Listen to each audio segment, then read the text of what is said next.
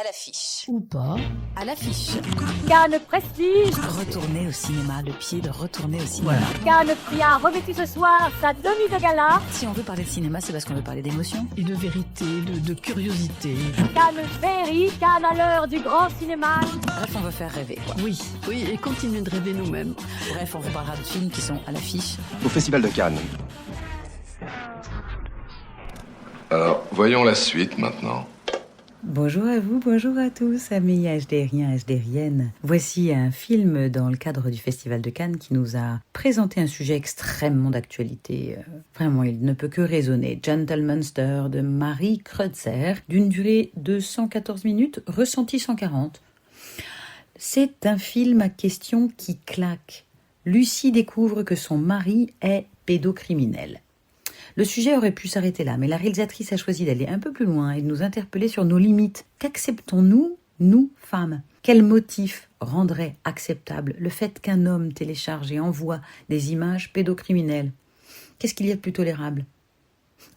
Qu'une femme se fasse violer ou qu'un enfant se fasse violer ? Y a-t-il une échelle de valeur dans la tolérance de l'insupportable ? Je vous laisse avec ça et je vous souhaite une bonne journée.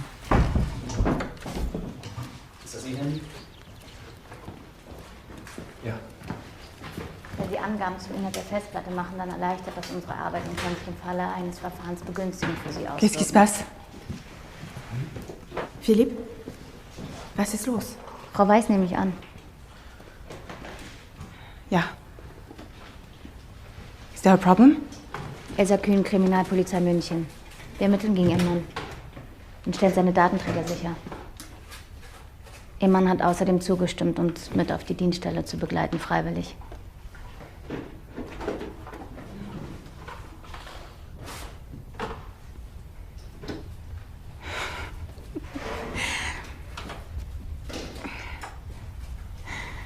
Did you hack the bank? Can I use your phone, Lucy? Yes? They have mine, so ich muss Lukas anrufen. Yes? Le bois de Clara de Volker Schlondorf. Volker Schlondorf, durée de 118 minutes et ressenti 300 minutes. L'idée d'une forme d'unité de lieu ou d'un décor comme personnage principal est évidemment très intéressante. Mais j'ai eu le sentiment d'attendre quelque chose pendant tout le film. 2 heures à attendre, c'est un peu long, vous reconnaîtrez. Il y avait pourtant un personnage resté inexploré, qui donnait là, qui pouvait là, vraiment, il n'y a pas de jeu de mots, mais qui pouvait porter ses fruits. Le jardinier, qui semble increvable et qui tient depuis la construction de la maison jusqu'à la dépossession. Il y a cette notion des lieux, même pas inébranlables, à part la nature peut-être, traversée par les uns et les autres, les idéologies et quête de havre de paix. Bon, 2 heures pour ça, c'est un peu long. Holz ist einfach das beste, älteste und haltbarste Baumaterial. Die Tempel, die vor 2000 Jahren in Japan gebaut wurden, die halten heute immer noch. Und es ist die schnellste Bauweise, weil die Bauteile vorgefertigt und am Bauplatz nur noch zusammengefügt werden. Das Haus ist wie eine dritte Haut, neben der Haut aus Fleisch und der Kleidung. Und es muss ganz und gar seinen Bewohnern.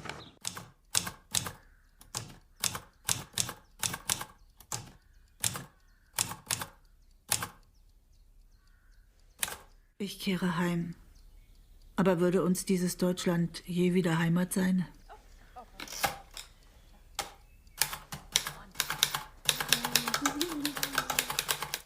C'est dur, mais c'est passionnant.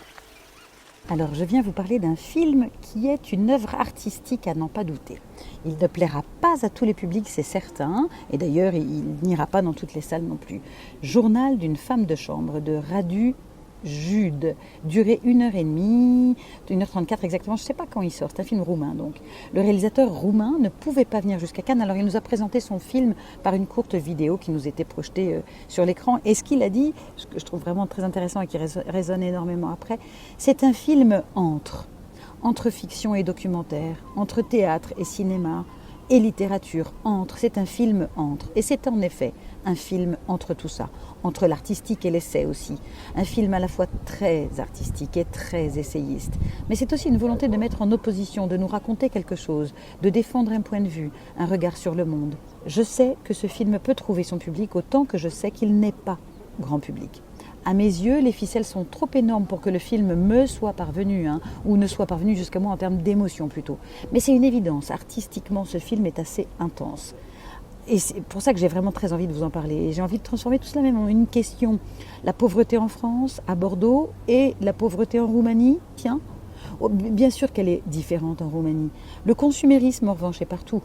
Le regard que nos petits Européens de la vieille Europe posons ou pas sur les classes sociales, sur la guerre dans le monde, la notion de démocratie d'hier, d'aujourd'hui et surtout d'ailleurs. Tout cela est proposé.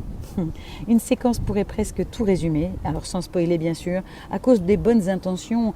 Un homme que nous n'aurons pas soupçonné illégal est renvoyé à la frontière et on interroge notre personnage principal, inquiet. Oh, et toi ? Et elle de rappeler simplement que la Roumanie est membre de l'Union européenne. Radu joude et on est probablement arrivé à un intense besoin de dire. Et il a beaucoup de choses à dire. Et je le comprends.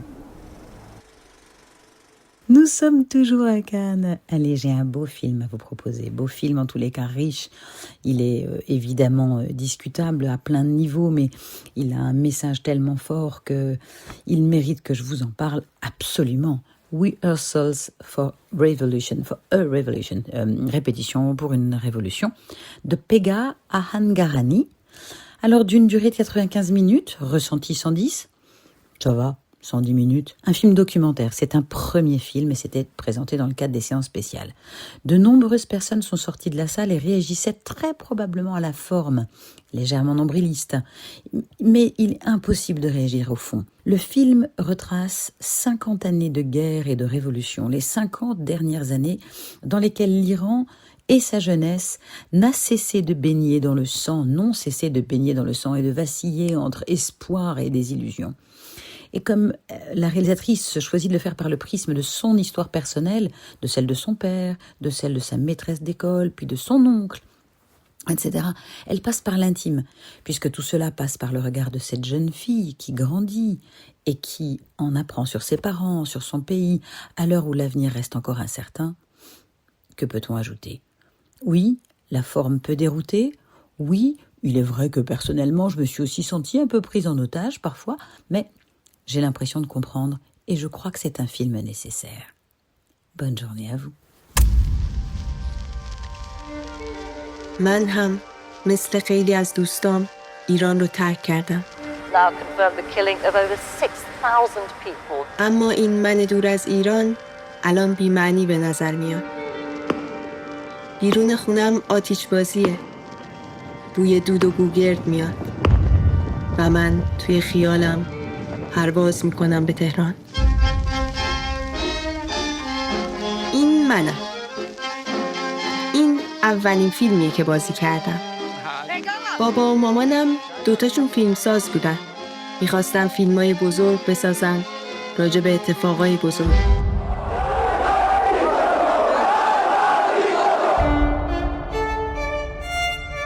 این فیلم قصه کشورمه. قصه مردمی که باهاشون بزرگ شدم. مردمی زخمی که هیچ وقت ناامید نشدن. بهم یاد دادن که باید ادامه داد. نگاه بیا. هر روز تمرین کرد. برای رسیدن به روز آزادی. ما را به خاطر بیاور. ما را که شور عشق در سینه داشتیم.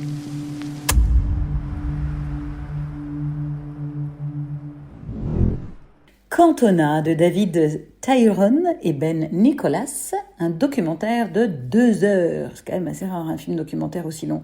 Eh bien, figurez-vous que je n'aime pas le foot. Je n'ai jamais aimé ça, donc je n'y connais absolument rien. Et j'ai vu un film documentaire de 2 heures sur Eric Cantona. Et je suis restée jusqu'au bout sans sourciller.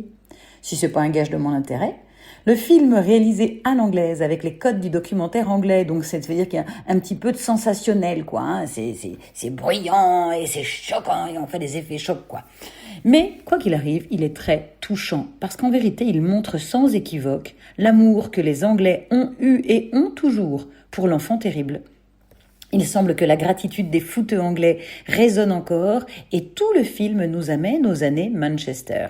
Au-delà de cela, c'est aussi un personnage qui fait partie du paysage médiatique depuis de nombreuses années et qui est vraiment un personnage de cinéma. Amis IES et IS du foot, vous devriez aimer. Au fait, j'admire beaucoup tous vos films. Alors, hier soir, dans la sélection Acide. Acide, c'est une sélection faite par des réalisateurs, et donc ce sont des réalisateurs qui choisissent d'autres films de réalisateurs-réalisatrices. Voilà. Promised Spaces de Ivan Markovic. Dans la sélection, donc, Acide, durée 76 minutes. Allez, quand même, ressenti 80, mais en fait, ce qu'il faut retenir surtout, c'est que les images sont magnifiques, la lumière est saisissante, mais vraiment, vraiment, vraiment. Le récit n'a pas su choisir son sujet principal, à mon avis, donc nous allons d'une personne à l'autre, mais ça reste pas... On pourrait dire que c'est un film choral, mais il ne rentrera pas dans cette catégorie non plus. Et donc je trouve que c'est un petit peu dommage parce qu'on ne suit pas quelqu'un, on n'est pas non plus seulement ce fameux quartier, un quartier résidentiel qui est en pleine construction mais qui s'est arrêté en fait, qui a été interrompu dans sa construction et qui n'ira manifestement jamais plus loin. On aurait pu garder ce lieu comme personnage principal, c'est pas tout à fait le cas. Bon, c'est le côté un petit peu bancal. Moi, j'aurais eu aussi envie que la caméra prenne un peu de recul parce qu'on est enfermé dans le même type de cadre, notamment sur ce quartier. Et c'est dommage, on aurait envie d'avoir un peu plus de recul, quoi, le voir un peu plus large. Le son, par contre, est beaucoup trop dur. J'ai dû mettre mes doigts sur mes oreilles, donc hyper acousique, hyper sensible, laisser tomber. Et ça dure pendant un bon quart d'heure. Enfin, c'est assez insupportable. C'est le bruit de la pluie, c'est le bruit de l'extérieur, et qui est assez insupportable. Mais sincèrement, le film est beau. Et le propos est fort, sur les classes sociales autant que sur la modernité, dans ce monde qui est le nôtre, à nous tous et nous toutes. Comment accepte-t-on de privilégier une poignée de personnes ? C'est une vraie question. Nous bâtissons des quartiers qui ne seront jamais remplis et les pauvres restent dans la nature à rêver d'accéder à la piscine du rooftop, tandis que la pauvre femme aisée qui atterrit ici ne sera jamais contente de ce qu'elle a. Bref, le film est riche et vous pouvez y aller. Bonne journée.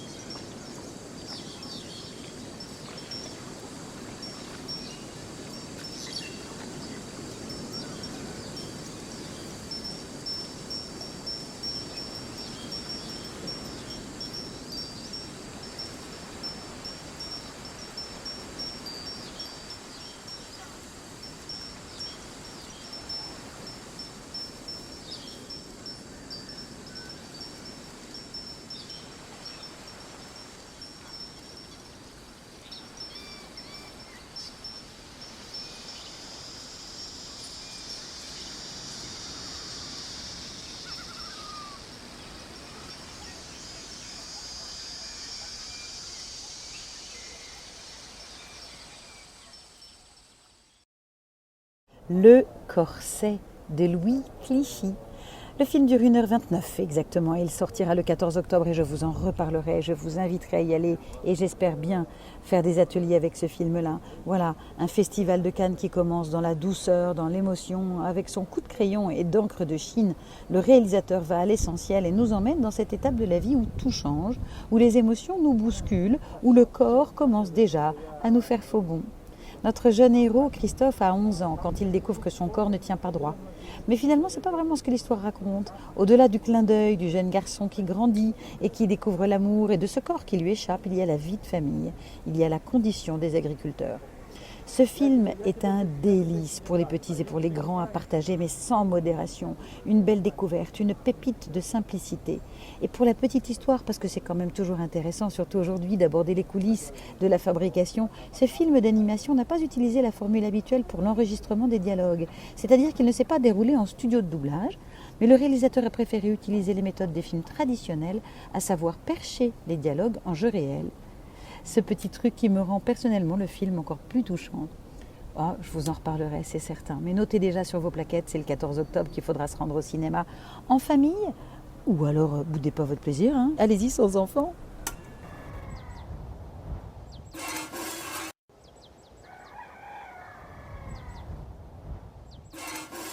Sous les fleurs d'églantier, nouvellement écloses, près d'un nid embaumé dans le parfum des roses. Ah oui, dans le parfum des roses. Allez, file, je terminerai. Ok. Au revoir, maman.